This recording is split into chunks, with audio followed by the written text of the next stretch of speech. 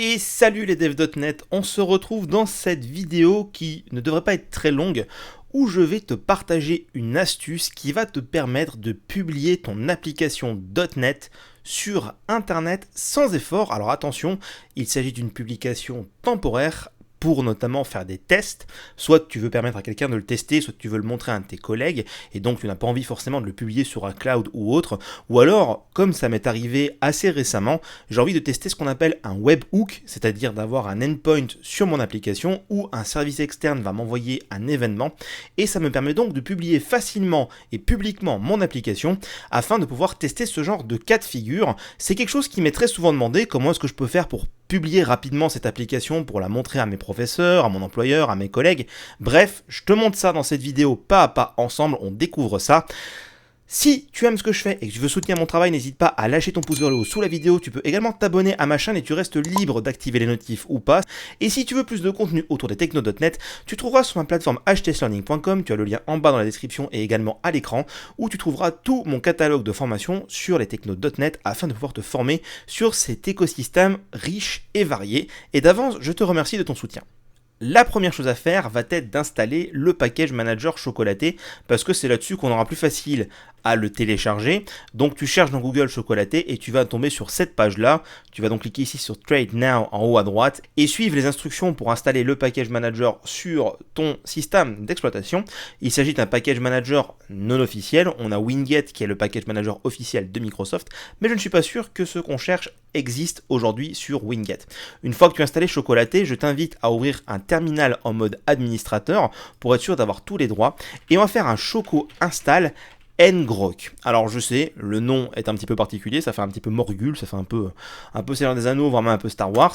On installe donc ce package là et il va forcément nous demander ici de faire l'acceptation de certains éléments de licence. Donc là, on va dire qu'on accepte tout.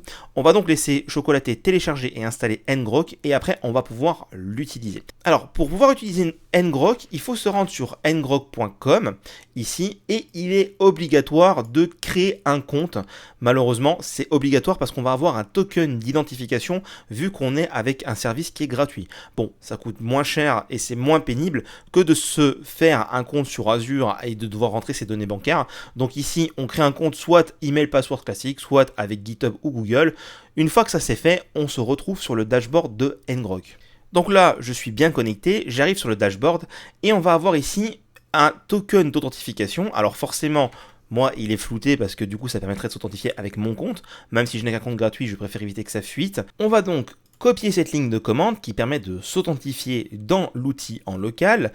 On va ouvrir un nouveau terminal en administrateur et on va donc copier cette ligne ici directement et on peut voir que le token a bien été sauvé dans un fichier de configuration, ce qui veut dire que l'outil est maintenant configuré. On va donc pouvoir s'en servir pour rediriger notre application locale vers une URL publique que tout le monde pourra accéder par internet, le temps bien entendu que le service tourne localement et qu'on ait bien entendu accès à internet.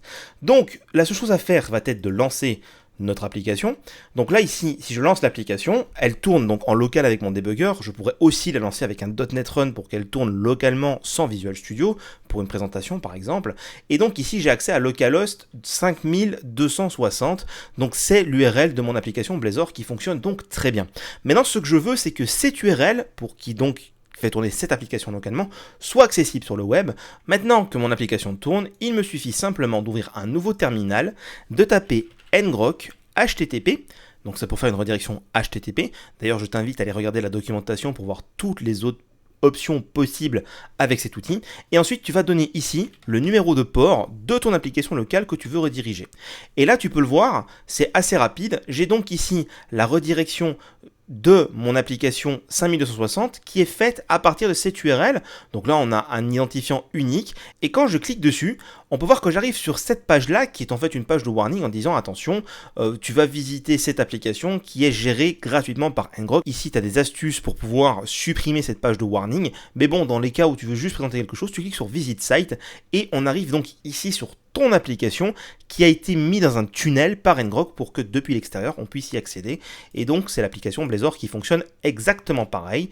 D'ailleurs, si je retourne ici dans le terminal, on peut voir toutes les requêtes qui sont faites, dont on voit bien ici c'est une application Blazor. Bref, comme tu le vois, c'est extrêmement simple à utiliser et ça te permet de publier rapidement ton application sur internet pour permettre à d'autres personnes de le tester sans aucune difficulté. Je trouve ça assez sympa et assez facile à utiliser, notamment comme je l'ai dit, si tu souhaites mettre en place des session de test avec d'autres personnes alors que vous êtes à distance et que tu n'as pas envie de déployer ton application, ou que tu souhaites tester des intégrations comme des webhooks par exemple. Bref, c'est des cas d'usage très courants qui sont extrêmement faciles à mettre en place grâce à ce petit outil qui est gratuit pour ce genre de cas d'usage. J'espère que cette vidéo t'a plu. Si c'est le cas, n'hésite pas encore une fois à soutenir mon travail en lâchant ton pouce vers le haut sous la vidéo. N'hésite pas non plus à t'abonner à la chaîne, tu restes libre d'activer ou non les notifications. Pour plus de contenu autour des techno.net, je te renvoie sur ma plateforme htlearning.com et d'ici là, je te dis à bientôt pour une prochaine vidéo autour des techno.net.